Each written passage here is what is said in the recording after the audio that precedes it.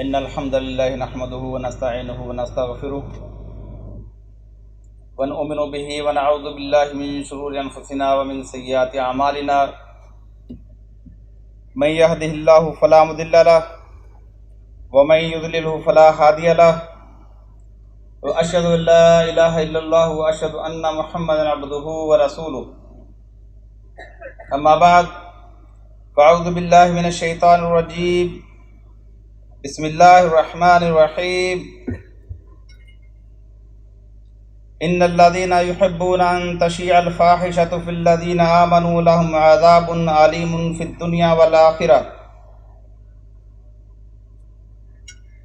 والله يعلم وأنتم لا تعلمون۔ محترم حاضرین و سامعین اور نوجوان ساتھیوں، یہ سورۃ النور مدنی سورہ کی 19 نمبر آیت آپ کے سامنے تلاوت کی گئی۔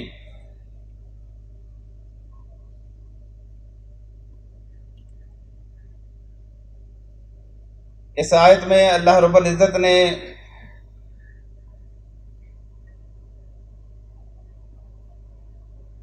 ایک برے فعل کا ذکر کیا ہے اور اس کی بات انجامی سے آگاہ کیا ہے۔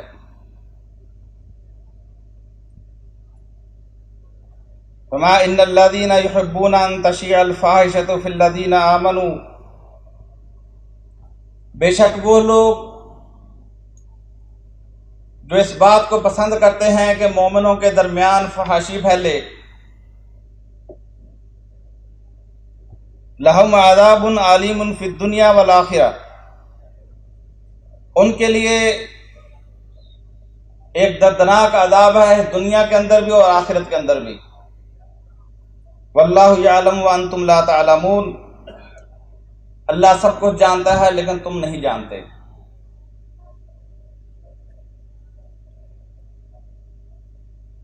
یہ آیت جس سورہ کے اندر نازل ہوئی ہے، اب ایسے حالات پیدا ہو چکے تھے کہ وہ اسلام جو اس سے پہلے مکہ کے اندر مومنین کی انفرادی زندگیوں تک محدود تھا، ہر مومن اپنا تزکیہ نفس صرف اللہ کے ڈر سے، اللہ کے تقوی کے لیے اختیار کرتا تھا۔ لیکن ہجرت کے بعد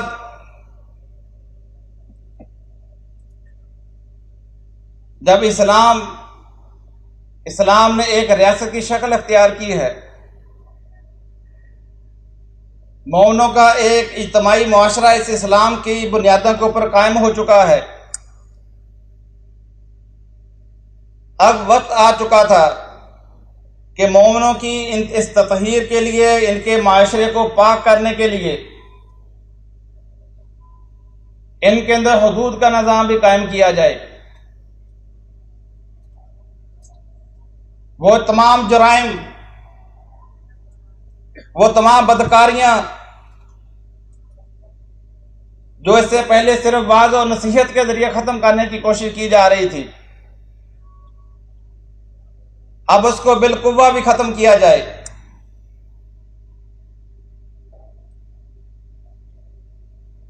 اس آیت کا نزول بھی اسی حوالے سے ہے، اس کی وضاحت ابھی آپ کے سامنے آئے گی، کیونکہ اس آیت کے اندر اللہ رب العزت فرماتا ہے کہ وہ لوگ جو یہ چاہتے ہیں کہ مومنوں کے اندر فحاشی پھیلے، ان کے لیے ایک دردناک عذاب ہے دنیا کے اندر اور آخرت کے اندر۔ اب فحاشی کیا چیز ہے؟ فحاشی سے مراد ہاں وہ ناجائز جنسی تعلق یا جنسی اعضاء کی نمائش یا ایسے جنسی عمل یا وہ واقعات جن کو اس نیت کے ساتھ پھیلایا جائے یا بیان کیا جائے یا دہرایا جائے تاکہ لوگ اس سے جنسی لطف حاصل کر سکیں، جنسی جذبات کو بھڑکایا جا سکے جس کے ذریعے سے، اور اس کے ذریعے سے جنسی تسکین حاصل کی جا سکے، ہر اس عمل کو فحاشی کے اندر شامل کیا جاتا ہے۔ اور اس کی سب سے بڑی شکل جو ہے وہ زنا ہے، اور دوسری اس کی شکل جو ہے عمل قوم لوط ہے، اور پھر اس کے بعد ہر وہ محرک، ہر وہ عمل، ہر وہ بات، ہر وہ واقعہ، ہر وہ تحریک جو ایک انسان کو اس عمل کی طرف لے کے جائے، وہ تمام کی تمام جو ہیں وہ تمام معاملات جو وہ فحاشی کے اندر آ جاتے ہیں۔ اس آیت کے اندر بھی جو اللہ رب العزت نے یہ بات فرمائی ہے، ان الذین یحبون ان تشیع الفاحشہ، کہ جو لوگ یہ چاہتے ہیں کہ مومنوں کے درمیان فحاشی پھیلے۔ اب یہاں بھی جو جس تشیع فحشہ کی، جس فحاشی کی اشاعت کی بات ہو رہی ہے، تو اس سے مراد بھی اس کے پیچھے ایک بدکاری کی ایک جھوٹی خبر تھی، اب اس کو پھیلایا جا رہا ہے۔ اس آیت کے اندر بدکاری کی اس جھوٹی خبر کو فحشہ کہا گیا، کیونکہ اس کے ذریعے لوگ متوجہ ہو رہے ہیں، اس واقعے کو، جھوٹے واقعے کو قرید قرید کر سن رہے ہیں اور آگے پھیلا رہے ہیں۔ جن ذہنوں کے اندر، جن دلوں کے اندر بیماری ہے، وہ ان واقعات کو اور آگے مرچ مسالہ لگا کے فروغ دے رہے ہیں۔ تو اس لیے مالک فرماتا ہے کہ جو لوگ یہ چاہتے ہیں کہ مومنوں کے درمیان فحاشی پھیلے، حالانکہ یہاں اس فحاشی سے مراد فحاشی کی صرف خبر تھی، جھوٹی خبر، تو مالک فرماتا ہے کہ ایسے لوگوں کے لیے دردناک عذاب ہے، دنیا کے اندر بھی اور آخرت کے اندر بھی۔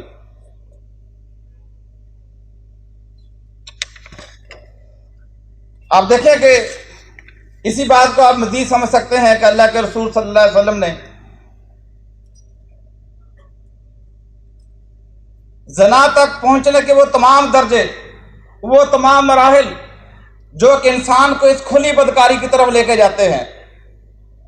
قرآن کے اندر زنا کو فاحشۃ مبینہ بھی کہا گیا، کھلی بدکاری، وہ تمام عمل جو ایک انسان کو اس زنا کی طرف لے کے جاتے ہیں، فحاشی کی طرف لے کے جاتے ہیں۔ اللہ کے رسول صلی اللہ علیہ وسلم نے اس کو درجہ بدرجہ بیان فرمایا۔ ابو ہریرہ اس طرح فرماتے ہیں کہ رسول اللہ صلی اللہ علیہ وسلم نے فرمایا،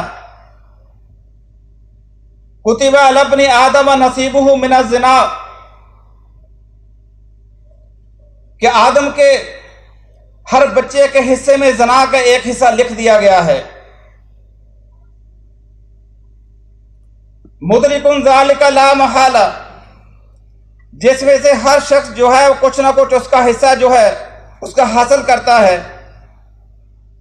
فالعینان زناہما النظر، آنکھوں کا زنا جو ہے وہ دیکھنا ہے۔ والاذنان زناہما استماع، اور کانوں کا زنا جو ہے وہ سننا ہے۔ واللسان زناہما الکلام، زبان کا زنا جو ہے وہ بولنا ہے۔ والید زناہما البطش، ہاتھ کا زنا جو ہے وہ پکڑنا ہے۔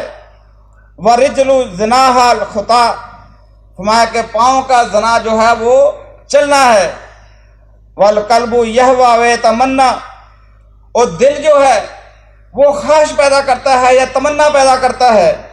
وَيُصَدِّقُ ذَلِكَ الْفَرْجُ وَيُكَذِّبُ، پھر اس کے بعد شرمگاہ جو ہے وہ اس کی یا تکذیب کر دیتی ہے یا پھر تصدیق کر دیتی ہے۔ یعنی یہ مراحل ہیں۔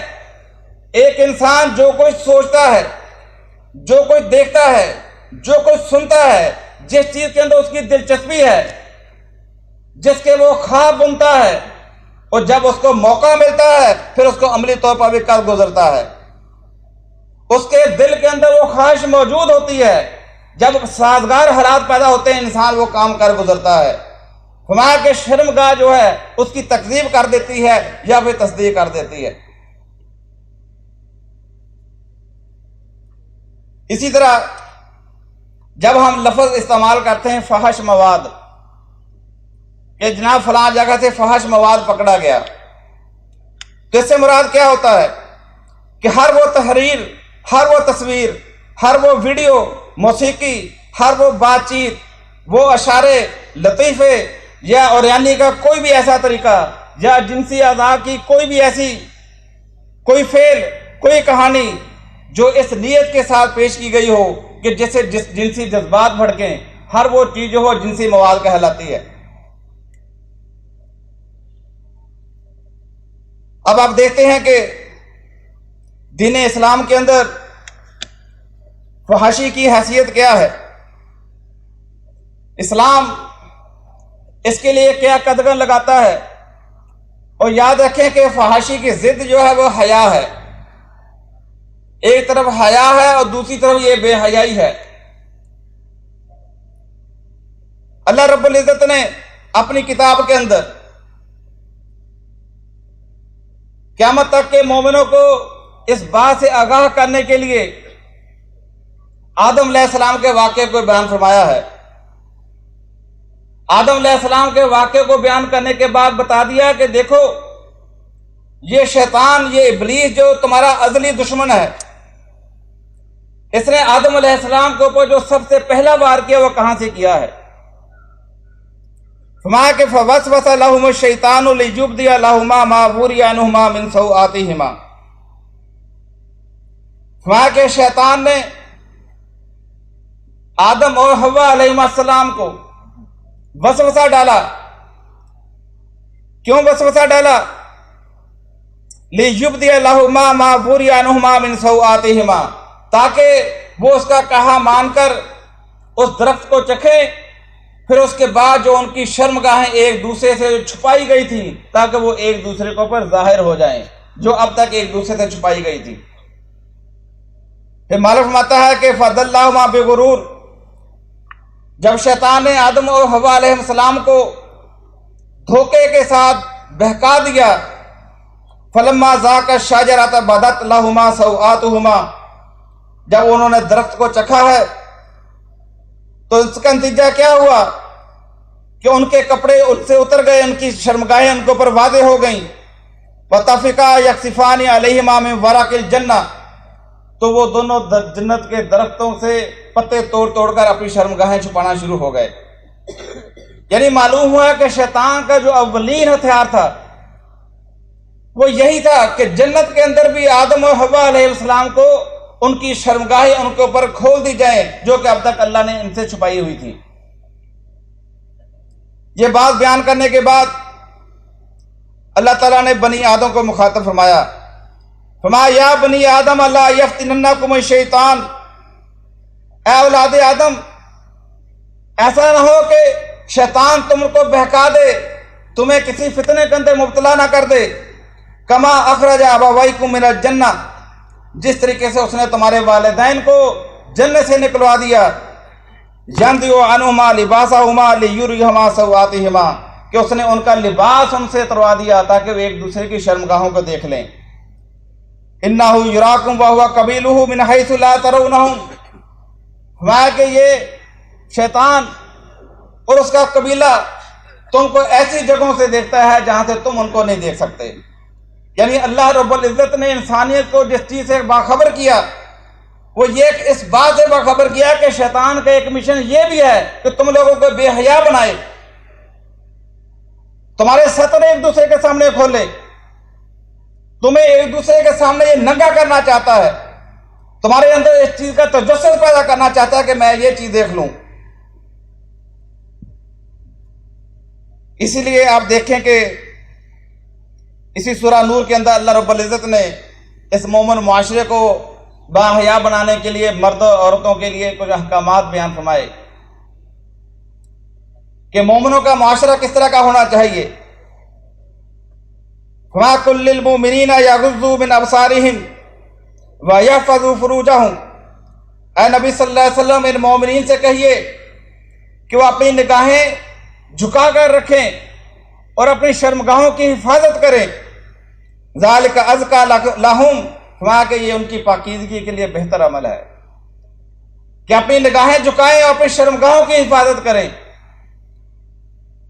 اور پھر مومن خواتین کے لیے حکم دیا، وَقُل لِّلْمُؤْمِنَاتِ يَغْضُضْنَ مِنْ أَبْصَارِهِنَّ، کہ مومنہ عورتوں سے بھی یہ بات کہہ دیجئے کہ وہ بھی اپنی نگاہ کو جھکا کر رکھیں، وَيَحْفَظْنَ فُرُوجَهُنَّ، اور اپنی شرمگاہوں کی حفاظت کریں، وَلَا يُبْدِينَ زِينَتَهُنَّ إِلَّا مَا ظَهَرَ مِنْهَا، اور اپنی زینتوں کو بھی چھپا کر رکھیں سوائے اس کے جو ظاہر ہو جائیں۔ اب دیکھیں کہ مومنوں کے معاشرے کو، مومنوں کے پورے خاندانی نظام کو اللہ تعالیٰ نے کس قانون کا پابند کیا ہے کہ ان کی نظروں کے اندر حیا ہو، یہ غیر محرم کے سامنے بات ہو تو نظریں جھکا کر بات کریں، اپنی شرمگاہوں کی، اپنی عزتوں کی یہ محافظ بنیں۔ اسلام کے اندر ایسی کوئی آزادی نہیں ہے۔ پھر آپ دیکھیں کہ یہ پاکی اور پاک دامنی جس کا اللہ رب العزت حکم دے رہا ہے، جس پاکی اور پاک دامنی کو شیطان اور اس کا قبیلہ ختم کرنے کے لیے تلا ہوا ہے، اللہ رب العزت فرماتا ہے وَلَوْلَا فَضْلُ اللَّهِ عَلَيْكُمْ وَرَحْمَتُهُ، اگر اللہ کا فضل و رحمت تمہارے اوپر نہ ہوتا، مَا زَكَّىٰ مِنْ أَحَدٍ مِنْكُمْ مِنْ أَحَدٍ أَبَدًا، تو تم میں سے کوئی کبھی بھی پاکی اور پاکیزگی حاصل نہ کر پاتا، تم میں سے کوئی پاک دامنی حاصل نہ کر سکتا۔ یہ اللہ کا فضل و رحمت ہے۔ وَلَٰكِنَّ اللَّهَ يُزَكِّي مَن يَشَاءُ، یہ اللہ ہی ہے جس کو چاہتا ہے پاک رکھتا ہے۔ اگر اللہ تعالیٰ نے کسی کے عیبوں کے اوپر پردہ ڈالا ہوا ہے، کسی کو اللہ رب العزت نے پاک دامن رکھا ہوا ہے، پاک باز رکھا ہوا ہے، معلوم ہوتا ہے یہ میری فضل و رحمت ہے، ورنہ اللہ تعالیٰ ہر بندے کو جانتا ہے۔ کہیں معلوم ہوتا ہے وَلَا تُزَكُّوا أَنفُسَكُمْ هُوَ أَعْلَمُ بِمَنِ اتَّقَىٰ، کہ اپنی پاکیاں اور پاکیزیاں خود نہ بیان کرو، وہ جانتا ہے تم میں سے کون متقی ہے۔ اسی طرح آپ دیکھیں کہ سورہ یوسف کے اندر اللہ رب العزت نے یوسف علیہ السلام کا ایک قول نقل فرمایا ہے، جب اس خاتون نے یوسف علیہ السلام کے اوپر بدکاری کا الزام لگایا ہے اور اللہ رب العزت کی طرف سے گواہی کا ایک بندوبست ہوا جس کے نتیجے میں یوسف علیہ السلام بے خطا بے قصور ثابت ہو گئے۔ اب یوسف علیہ السلام نے اس کے بعد ایک جملہ بولا ہے جو اللہ تعالیٰ نے اپنی کتاب کے اندر قیامت تک کے لیے محفوظ کر دیا۔ یوسف علیہ السلام فرماتے ہیں وَمَا أُبَرِّئُ نَفْسِي، میں اپنے نفس کو بے خطا قرار نہیں دیتا، انسان ہوں میں یہ نہیں کہتا کہ میرا نفس بے خطا ہے، میں اپنے نفس کو بالکل پاک باز نہیں کہتا۔ إِنَّ النَّفْسَ لَأَمَّارَةٌ بِالسُّوءِ إِلَّا مَا رَحِمَ رَبِّي، کیونکہ نفس و انسان کو ہمیشہ برائی کی طرف اکساتا ہے سوائے اس کے جس کے اوپر اس کا رب رحم کر دے۔ یہ اللہ کا رحم ہے اس بندے کے اوپر کہ کسی کو وہ بے حیائی سے بچا لے، بدکاری سے بچا لے۔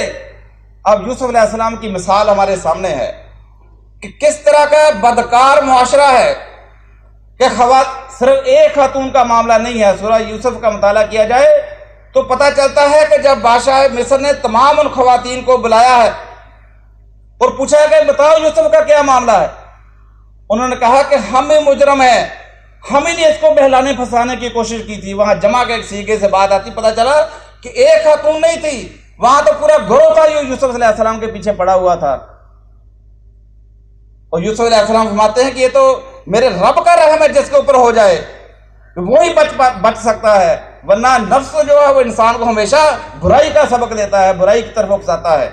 ان ربی لغفور رحیم، میرا رب بہت معاف کرنے والا اور رحم کرنے والا ہے۔ اللہ کے رسول صلی اللہ علیہ وسلم فرماتے ہیں لِكُلِّ دِينٍ خُلُقٌ، ہر دین کا ایک خلق ہوتا ہے، ایک اخلاق ہوتا ہے، ہر دین کا ایک وصف ہوتا ہے۔ وَخُلُقُ الْإِسْلَامِ الْحَيَاءُ، اسلام کا جو وصف ہے وہ حیا ہے، اسلام کا وصف حیا ہے۔ اسی طرح اللہ کے رسول صلی اللہ علیہ وسلم فرماتے ہیں کہ پچھلے پیغمبروں میں سے جو باتیں ہم تک پہنچی ہیں، اِنَّ مِمَّا أَدْرَكَ النَّاسُ مِنْ كَلَامِ النُّبُوَّةِ، کہ نبوت کے کلام میں سے جو لوگوں کو باتیں پہنچی ہیں ان میں سے ایک بات یہ بھی پہنچی ہے اِذَا لَمْ تَسْتَحِي فَاصْنَعْ مَا شِئْتَ، کہ جب تیرے اندر حیا باقی نہ رہے تو جو جی چاہے کر. جب ایک انسان بے حیا ہوتا ہے، بدکار ہو جاتا ہے، جب اس کو نہ اپنی عزت کی، نہ کسی مومن کی عزت کی، یا کسی کی عزت کا جب خیال نہیں رہتا، تو مالک اللہ کے رسول صلی اللہ علیہ وسلم فرماتے ہیں اس سے کہے جو چاہے کر. ایک صحابی اپنے بھائی کو سمجھا رہے تھے. اللہ کے رسول صلی اللہ علیہ وسلم نے پوچھا تم اس کو کیا سمجھا رہے ہو؟ اس نے کہا اللہ کے رسول صلی اللہ علیہ وسلم یہ حیا بہت کرتا ہے، بہت شرمیلا ہے. اللہ کے رسول صلی اللہ علیہ وسلم جانے دے، حیا تو ایمان کا حصہ ہے، اسلام کی 60 سے اوپر شاخیں ہیں، اور حیا تو اسلام کی ایک شاخ ہے. اگر اس کے اندر فطری طور پر حیا موجود ہے تو یہ موجود رہنی چاہیے. آج کتنے آپ دیکھیں لوگ کانفیڈنس کے نام پر، جناب خود اعتمادی بلڈ ہو رہی ہے، خود اعتمادی کے نام پر جری بنایا جاتا ہے بچوں کو. وہ گالی نکالتا ہے، لوگ خوش ہوتے ہیں کہ چلو کچھ تو بولا ہے. اس کی گالیاں نکالنا، اس کا گانے گانا، اس کی خوبی سمجھا جاتا ہے، کہنا اس کی زبان پر دیکھے کیسی چلتی ہے. اللہ کے رسول صلی اللہ علیہ وسلم فرماتے ہیں کہ اس کو مت ڈانٹ، حیا تو ایمان کی ایک شاخ ہے. اسی طرح اللہ کے رسول اللہ تعالیٰ نے اپنی کتاب کے اندر ہر طرح کی فحاشی کو حرام کرا دیا.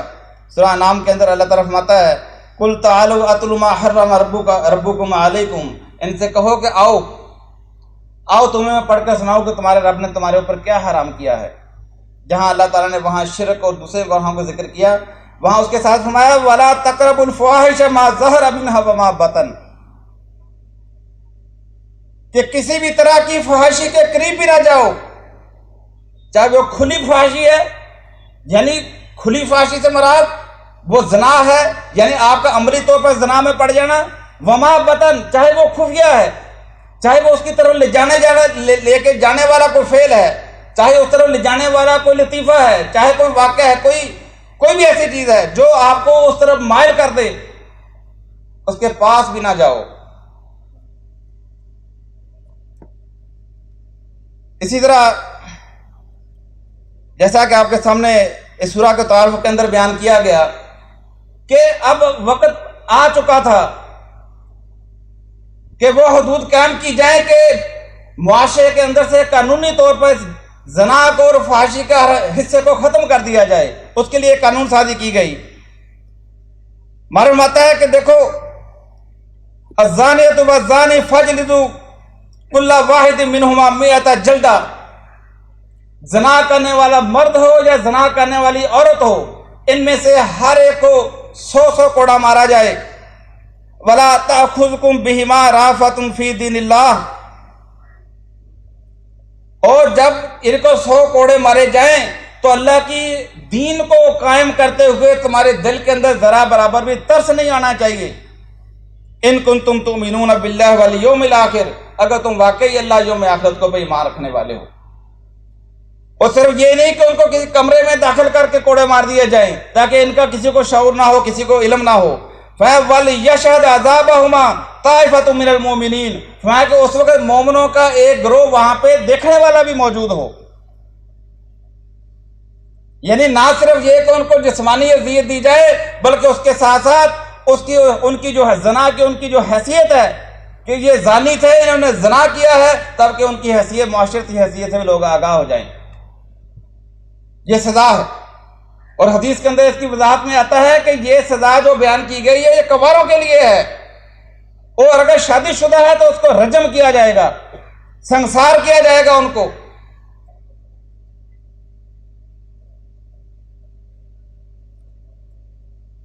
اور صرف یہی نہیں کہ ان کو 100 کوڑے مار کے فارغ کر دیا جائے.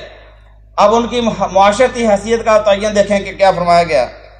فرمایا زانی لا ینکح الا زانیۃ او مشرکہ، فرمایا کہ زانی مرد کے ساتھ وہی عورت نکاح کر سکتی ہے جو مشرکہ ہو یا خود زانیہ ہو.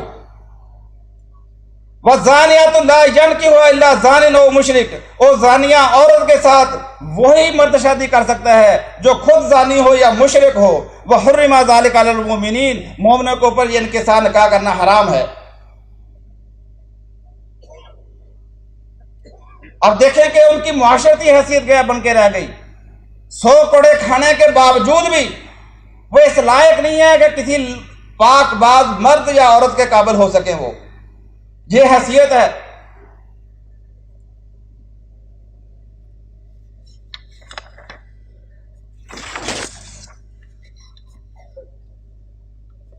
اللہ کے رسول صلی اللہ علیہ وسلم فرماتے ہیں کہ ما من احد اغیر من اللہ، فرمایا کہ اللہ تعالیٰ کو اس چیز سے زیادہ غیرت اور کسی کام میں نہیں ہے.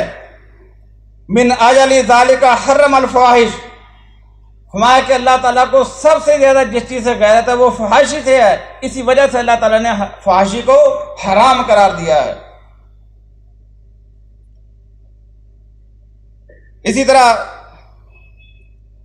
ایک اور حدیث کے اندر آتا ہے الحیاء من الایمان والایمان فی الجنہ، کہ حیا جو ہے یہ ایمان کا حصہ ہے اور ایمان جنت کے اندر لے کر جاتا ہے.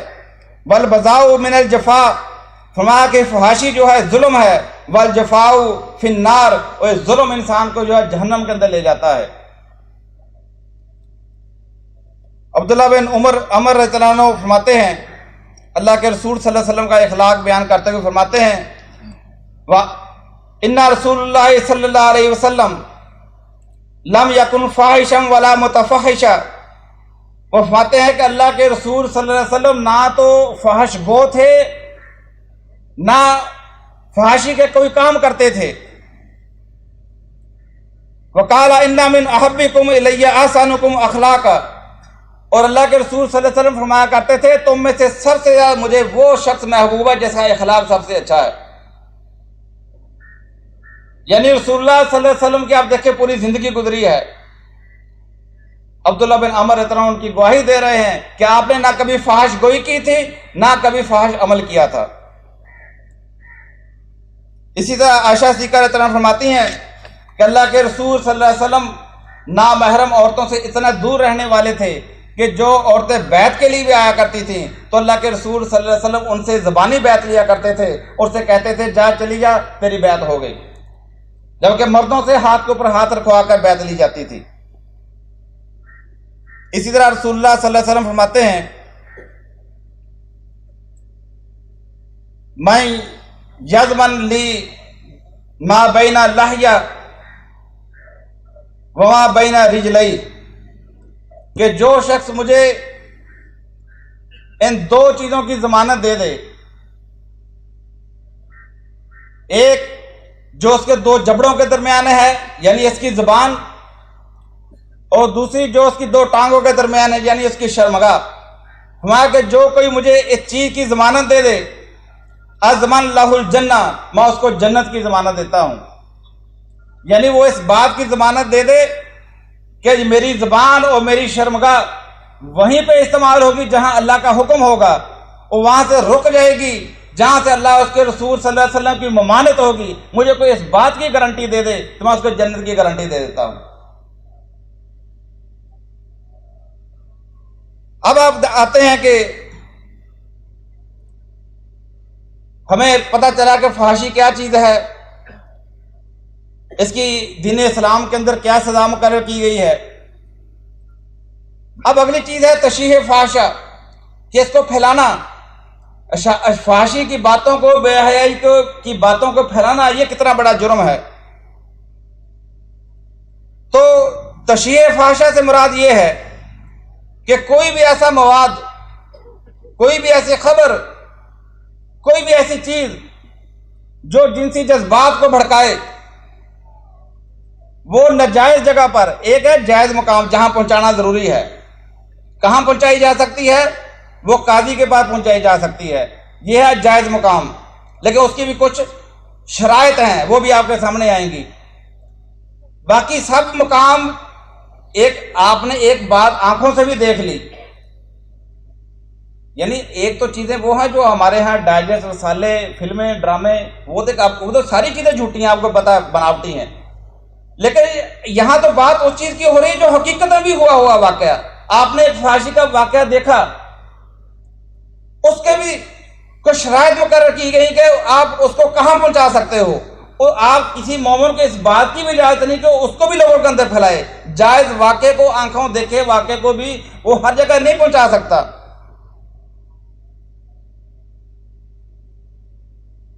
تو ایسی ہر وہ چیز جو ناجائز جگہ پہ پہنچائی جائے، اپنے جائز مقام سے ہٹ کر پہنچائی جائے، وہ تشریح فاحشہ ہے، جس کی سزا مقرر کی گئی کہ دنیا کے اندر بھی اور آخرت کے اندر عذاب علیم ہے جس کی سزا. اب اس کی تشریح فاحشہ کے ذرائع، پرانے ذرائع تو وہی ہیں، اخبارات، رسالے، ٹی وی، وی سی آر، گانے، مخلوط محفلیں، ہوٹلوں کے اندر جو کچھ ہوتا ہے. اور جدید ذرائع کے اندر آج آپ کے سامنے ہے کہ ایک موبائل اگر کسی کے ہاتھ کے اندر موجود ہے، دنیا بھر کا میڈیا اس کے اندر ہے.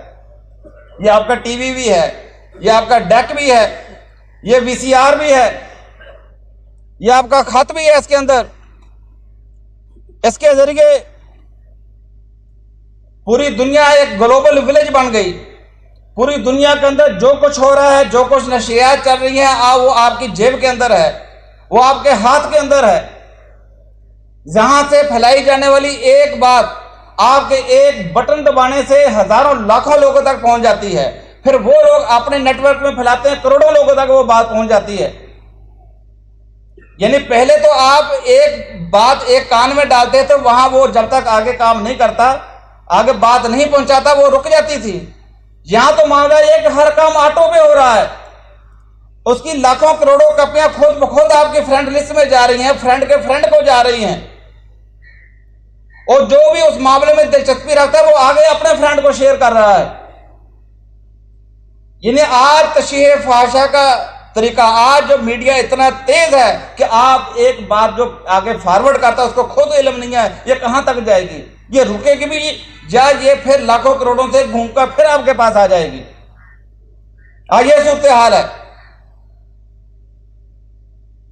تو یہ جس طریقے سے آپ ان ذرائع کا پازیٹیو استعمال کر کے، مثبت استعمال کر کے آپ ایک اچھی بات کو جس طریقے سے لاکھوں لوگوں تک پہنچا سکتے ہیں، دین کی دعوت کو لاکھوں لوگوں تک پہنچا سکتے ہیں، کسی بھی پیغام کو آپ کہیں بھی پہنچا سکتے ہیں، اسی طرح ایک بدکاری کی خبر کو، ایک فاحش تصویر کو، ایک فاحش ویڈیو کو، ایک گانے کو، کسی بھی فاحش کہانی کو آپ لاکھوں کروڑوں لوگوں تک اسی طرح پہنچا سکتے ہیں. اور جہاں تک جائے گی وہ سب گناہ ایک کلک کرنے والے کے کھاتے میں لکھ دیا جائے گا. کیونکہ اصول یہ ہے، اللہ کے رسول صلی اللہ علیہ وسلم فرماتے ہیں کہ جس نے کسی کو ایک نیکی کے اوپر لگایا اور جس نے پھر اس کے اوپر عمل کیا، وہ نیکی کے اوپر لگانے والا اسی طرح ہے کفاعلہ، جس طرح اس نے نیکی خود کی. وہ ایک نیکی پھیلائی ہوئی نیکی وہ جہاں تک جائے گی، جس نے وہ بات شروع کی تو اس کے کھاتے میں وہ لکھ دیا جائے گا. اسی طرح وہ گناہ جس کی بنیاد ایک گناہ گار شخص جس گناہ کی بنیاد رکھے، اللہ کے رسول صلی اللہ علیہ وسلم فرماتے ہیں کہ جس نے ایک قتل کیا تو قیامت تک جتنے بھی قتل ہوئے وہ اس کے کھاتے میں پڑ جائیں گے. آپ نے مثال دی کہ دیکھو کہ قابیل نے سب سے پہلے نسل انسانیت کے اندر قتل انسانی کی بنیاد رکھی. فرمایا کہ قیامت تک جتنے بھی قتل ہوں گے اس کی ایک کاپی، ایک گناہ جو ہے وہ قابیل کے کھاتے میں بھی لکھ دیا جائے گا. یعنی جس طریقے سے صدقہ جاریہ ہے تو اس طریقے سے یہ گناہ جاریہ بھی اسی لیول کا ہے. اب ہم آتے ہیں کہ اسلام کے اندر تشریح فاحشہ کا اصول کیا ہے. یعنی اگر آپ نے کوئی ایسی چیز دیکھی بھی ہے تو اس کا اصول کیا ہے. سب سے پہلی بات تو یہ سورہ نور کے اندر مالک یہ فرماتا ہے لولا جاؤ علیہ باربعۃ شہداء، فرمایا کہ اس واقعے کے اوپر اگر یہ 4 گواہ لے کر نہیں آتے، فَإِذْ لَمْ يَأْتُوا بِالشُّهَدَاءِ فَأُولَٰئِكَ عِندَ اللَّهِ هُمُ الْكَاذِبُونَ. اس واقعے کے اوپر اس کے پاس اگر 4 گواہ نہیں ہیں، اللہ کے ہاں ایسے لوگ جھوٹے تصور کیے جائیں گے. یہ جھوٹے لوگ ہیں جو 4 گواہوں کے بغیر کسی کی بھی عزت کو اچھالیں. اور فرمایا کہ والذین یرمون المحصنات ثم لم یاتوا باربعۃ شہداء، کہ جو لوگ پاک باز عورتوں کے اوپر تہمت لگائیں، بدکاری کی تہمت لگائیں، پھر اس کے اوپر 4 گواہ لے کر نہ آئیں، فاجلدوہم 80 جلدہ، تو ان کو 80 کوڑے مارے جائیں۔ صرف یہ نہیں کہ 80 کوڑے لگ گئے جان چھوٹ گئی، فرمایا ولا تقبلوا لہم شہادۃ ابدا، فرمایا کہ پھر اس کے بعد ہمیشہ کے لیے یہ مردود شہادہ قرار دے دیا جائیں، ان کی تاحیات گواہی قبول نہ کی جائے۔ وَأُولَٰئِكَ هُمُ الْفَاسِقُونَ، اور فرمایا کہ یہ لوگ فاسق ہیں۔ یعنی بتا دیا گیا کہ ایک واقعہ اگر آپ نے آنکھوں سے دیکھا، لیکن سب سے پہلی بات تو یہ کہ آپ اس کو پبلک کے اندر نہیں پھیلا سکتے، کانوں کے اندر چہمگوئیاں نہیں کر سکتے۔ دوسری بات یہ کو کہاں پہنچایا جائے گا؟ جو وقت کی جو قاضی ہوگا، جو عدالت ہوگی مسلمانوں کی، وہاں پہنچایا جائے گا۔ اور پہنچانے کا اصول کیا ہے؟ 4 گواہوں کے ساتھ۔ وہ 4 گواہ نہیں کہ وہ نہیں جن کو خود تیار کیا ہوگا کہ تم میری گواہی دے دو، وہ 4 گواہ عینی شاہد ہوں۔ اور اگر 4 گواہ نہیں ہیں، اس کے بغیر اس بات کو پھیلایا گیا، فرمایا کہ ان کو 80 کوڑے مارے جائیں، یہ ایک مومن کی عزت اچھالنے کی سزا مقرر کی گئی ہے۔ نہ صرف 80 کوڑے مارے جائیں بلکہ ان کی ہمیشہ کے لیے کوئی گواہی بھی قبول نہ کی جائے۔ فرمایا کہ یہ فاسق لوگ ہیں۔ آپ دیکھیں 80 کوڑے لگے، گواہی کالعدم قرار دے دی گئی اس کی موت تک کے لیے، اور فاسقین کی لسٹ کے اندر آ گئے۔ فرمایا الا الذین تابوا من بعد ذلک واصلحوا فإن اللہ غفور رحیم، ہاں اگر وہ توبہ کر جائیں اور اپنی اصلاح کر لیں پھر اللہ تعالیٰ غفور الرحیم ہے، معاف کرنے والا ہے۔ یعنی وہ فاسق کی جو تہمت ہے اس کے اوپر وہ ختم ہو سکتی ہے، لیکن گواہی جو ہے وہ اس کی کل عدم ہی رہے گی۔ آپ یہ دیکھیں کہ یہ کتنا نازک معاملہ ہے کہ تشریح فاحشہ جس کو ایک معمولی کام سمجھا جاتا ہے، وہ چاہے حقیقی واقعہ ہو، چاہے وہ من گھڑت واقعہ ہو، چاہے وہ ڈائجسٹوں فلموں کہانیوں کے اندر کیا ہوتا ہے، عزتیں جو چھالی جاتی ہیں اس کے اندر، جھوٹے رومانس اور پیار محبت کی جو جھوٹی کہانیاں جس کے لیے معاشروں کا بگاڑ پیدا کیا جا رہا ہے، وہ جھوٹی کہانیاں ہی تو ہوتی ہیں تاکہ لوگ اس کو ان لوگوں کو آئیڈیل قرار دیں، اس کام کو اپنے لیے رہنما بنائیں، تاکہ وہ بھی لڑکے اور لڑکیاں نوجوان نسل اس واقعے کو دیکھ کر وہ بھی جری ہو جائیں، وہ بھی گھر سے بھاگنے کو، عدالتوں کے اندر نکاح کرنے کو اور والدین کی نافرمانی کو اور اسلام اور اخلاق کی ساری حدیں توڑنے کے اوپر فخر کریں۔ اس کا مقصد ہو کیا ہے اس کے علاوہ؟ اس لیے تو اسلام کہتا ہے کہ یہ تشریح فحشہ جو کرتے ہیں ان کے لیے دردناک عذاب ہے دنیا کے اندر اور آخرت کے اندر۔ اور دنیا کا عذاب یہاں آپ کے سامنے بیان کر دیا گیا کہ 80 کوڑے مارے جائیں، ان کو مردودہ شہادہ قرار دے دیا جائے اور فاسقین کی لسٹ کے اندر ان کو شامل کر دیا جائے۔ یہ دنیا کی سزا ہے، وہ آخرت کا عذاب اللہ نے جو تیار کر کے رکھا اس کا اندازہ کوئی نہیں۔ اور ایسے لوگ جتنے بھی جو لوگ ایسی فحاشی کی باتیں آگے پھیلاتے ہیں، مالک فرماتا ہے لِكُلِّ امْرِئٍ مِّنْهُمْ مَا اكْتَسَبَ مِنَ الْإِثْمِ، جو شخص بھی اس تشریح فحشہ کے اندر حصہ لیتا ہے، وہ جتنا اس کے اندر حصہ لیتا ہے لِكُلِّ امْرِئٍ مِّنْهُمْ مَا اكْتَسَبَ مِنَ الْإِثْمِ، وہ اپنے حصے کی کمائی اس میں سے وصول کرتا جا رہا ہے، گناہ کی کمائی۔ وَالَّذِي تَوَلَّىٰ كِبْرَهُ مِنْهُمْ لَهُ عَذَابٌ عَظِيمٌ، اور جو اس میں سے بڑا حصہ وصول کرتا ہے اس کے لیے بڑا عذاب تیار کر کے رکھا گیا۔ یہ وہ کام ہے جس کے اوپر لوگ آٹو پہ لگے ہوئے ہیں، لوگوں کو پتہ بھی نہیں ہوتا کہ ہم نے یہ لطیفہ سنایا ہے اس کے اندر بھی فحاشی موجود ہے، ہم نے یہ واقعہ سنایا ہے، یہ جو ویڈیو شیئر کی ہے، یہ گانا شیئر کیا اس کے اندر فحاشی موجود ہے۔ کہ جو جتنا شریک ہوگا اتنا اس میں سے گناہ اٹھائے گا۔ وَلَوْلَا فَضْلُ اللَّهِ عَلَيْكُمْ وَرَحْمَتُهُ فِي الدُّنْيَا وَالْآخِرَةِ لَمَسَّكُمْ فِي مَا أَخَذْتُمْ فِيهِ عَذَابٌ عَظِيمٌ، کہ اگر اللہ کا تمہارے اوپر دنیا اور آخرت کے اندر اللہ کا فضل تمہارے اوپر نہ ہوتا تو جس کام کے اندر تم پڑ گئے تھے تمہارے اوپر اللہ کا عظیم عذاب آ سکتا تھا، تم اللہ کے عذاب کا شکار ہو سکتے تھے۔ آپ یہ دیکھیں کہ دوسروں کی باتیں چھوڑیں، دوسروں کے واقعات کو چھوڑیں کہ دوسروں کی کہانیاں سنانا۔ اللہ کے رسول صلی اللہ علیہ وسلم نے میاں اور بیوی کے جو جائز تعلقات ہیں اس کو بیان کرنے سے منع کر دیا۔ اللہ کے رسول صلی اللہ علیہ وسلم فرماتے ہیں اشر الناس عند اللہ، فرمایا کہ اللہ کے ہاں لوگوں میں سے سب سے برا شخص، سب سے شریر انسان، بد شخص اللہ کے ہاں کون ہے؟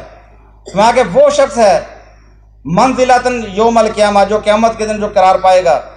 فرمایا الرجل یفضی الی امرأتی، کہ وہ شخص جو اپنی بیوی کے پاس گیا، وتفضی الیہ ثم ینشر سرہا، اور پھر اس نے اپنی بیوی کے ساتھ ہم بستری کی، پھر اس راز کی باتوں کو وہ لوگوں کے اندر بیان کرنا شروع ہو گیا، دوستوں کے اندر وہ بیان کرنا شروع ہو گیا، معاشرے کے اندر اپنی باتیں پھیلا رہا ہے۔ فرمایا کہ اللہ کے ہاں قیامت کے دن سب سے بدتر شخص یہ شخص ہوگا۔ یعنی اپنی بات بھی پھیلانے کی اجازت نہیں چاہتی دین کے اندر، تو دوسروں کی عزت اچھالنا، دوسروں کے واقعات بیان کرنا، اس کی کیا حیثیت ہوگی؟ تو بہرحال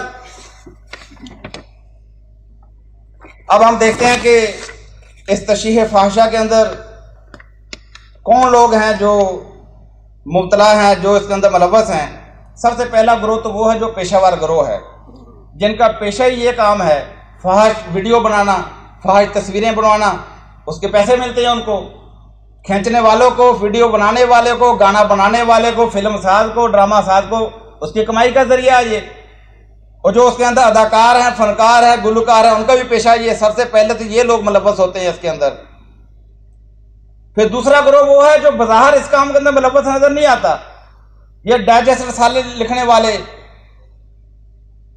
یہ بظاہر اصلاحی فلمیں، اصلاحی ڈرامے بنانے والے، لیکن اس کے ساتھ اپنے اس مضمون کو، اپنے اس ڈائجسٹ کو، اپنے اس کہانی کو پرکشش بنانے کے لیے، اٹریکٹو بنانے کے لیے، وہ بھی اس کے اندر جنس کی کشش ڈال دیتے ہیں، تاکہ کچھ نہ کچھ ہر بندے کے لیے سامان اس کے اندر موجود ہو۔ یعنی انڈائریکٹلی وہ بھی اسی کے اندر شامل ہوتے ہیں، لیکن یہ نیم پیشہ ور گروہ ہے۔ اور تیسرا گروہ وہ ہے جو جس کو ہم کہتے ہیں نوجوان نسل، بلا امتیاز، وہ کوئی بھی ہو، کسی بھی معاشرے کی نسل ہو، کسی بھی مذہب کے رکھنے والے تعلق، یعنی یہ اس کے اندر ایک فطری اس کا رجحان ہے، فطری ایک تجسس اس کے اندر پایا جاتا ہے۔ اب وہ کیا کرتے ہیں، وہ اپنے شوق سے، وہ اپنا حلقہ احباب بڑھانے کے لیے، وہ اپنے آپ کو بتانے کے لیے کہ میں بھی کوئی چیز ہوں، میرے پاس بھی بڑا ڈیٹا آتا جاتا ہے، وہ بغیر کسی مفاد کے، صرف اس لیے کہ میرا حلقہ احباب بڑھے، وہ لوگوں کی ادھر سے چیز آتی ہے آگے میں فارورڈ کر رہا ہے، اس کو ذرا بھی اندازہ نہیں ہے وہ کس گناہ کا شکار ہو رہا ہے۔ وہ جو کام ایک سال پہلے کر کے، ایک مہینہ پہلے کر کے، ایک ہفتہ پہلے کر کے، اس نے چاہے ایک تصویر فارورڈ کر کے، ایک SMS فارورڈ کر کے وہ خاموش بیٹھ گیا، لیکن اس کا بھیجا ہوا میسج، وہ تصویر، وہ ویڈیو، وہ گانا، وہ جہاں جہاں تک گھوم رہا ہے، وہ اس کے گناہ اس کے کھاتے کے اندر لکھا جا رہا ہے۔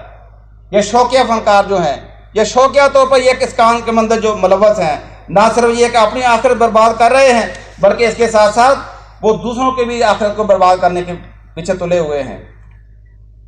اب ہم آتے ہیں کہ اس کا حل کیا ہے، کس طرح اس سے جان چھڑائی جائے۔ سب سے پہلی بات یہ ہے، نوجوان نسل کا حل تو یہی ہے کہ جس طرح قرآن میں اللہ تعالیٰ فرماتا ہے وَانْكِحُوا الْأَيَامَ مِنْكُمْ، کہ تم میں سے جو بے نکاح مرد ہیں ان کی شادیاں کر دی جائیں۔ یعنی اسلام یہ بتاتا ہے کہ تاکہ یہ لوگ جن کے لیے یہ چیز پتہ نہیں کیا چیز ہے، فرمایا کہ ان کی شادیاں کر دی جائیں۔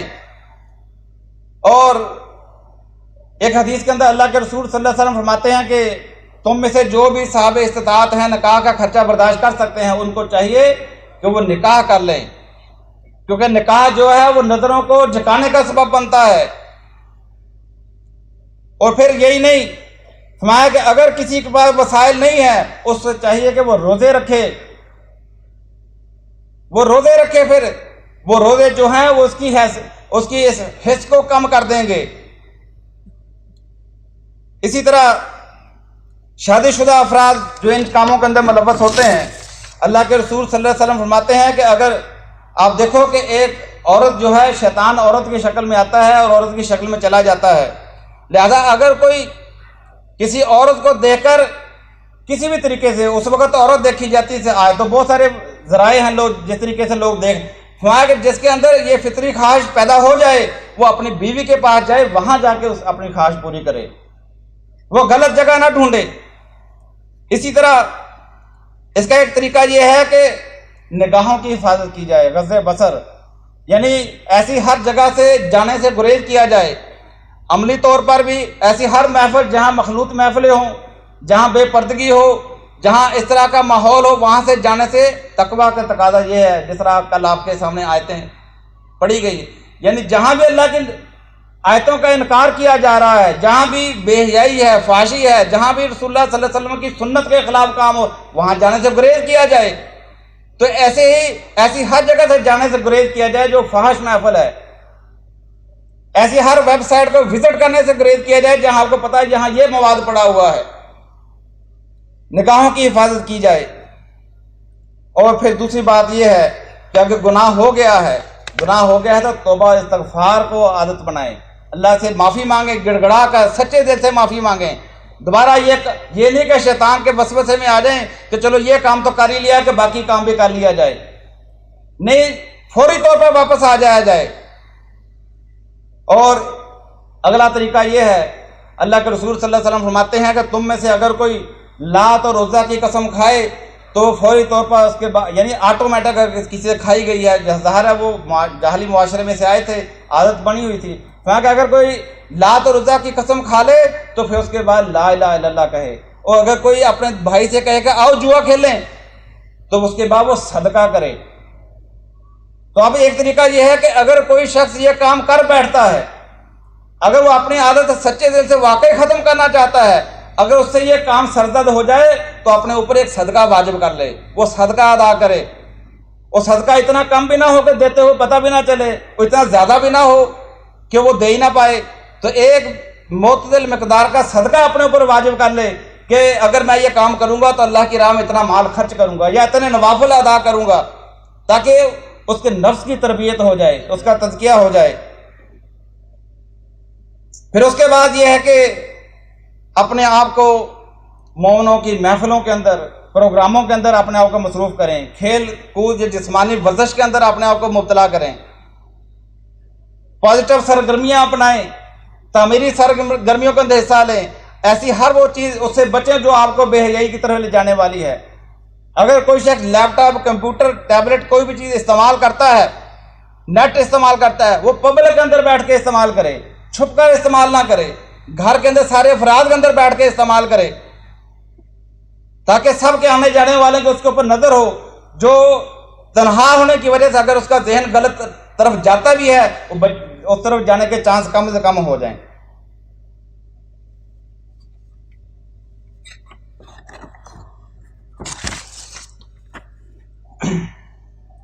اسی طرح اگر کوئی توبہ نہیں کرتا، توبہ نہ کرنے کا ایک انجام اللہ تعالیٰ نے بیان فرمایا ہے۔